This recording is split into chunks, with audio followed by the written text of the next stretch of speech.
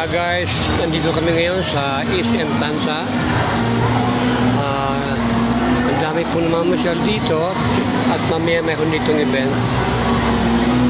Ilan namin alam pa nung event yun.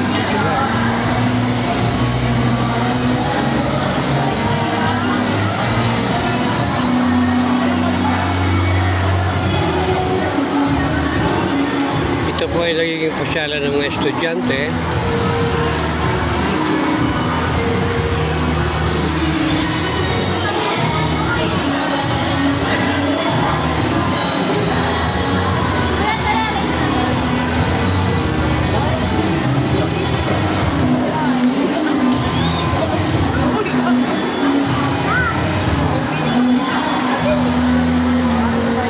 Kasama ko dito ang aking mga apo dahil may hinihintay kami at hindi alam ng isa kong apo na dadating ang kanyang papa. Wala siyang kamalay-malay. Yan siya, hindi niya alam dadating kanyang papa.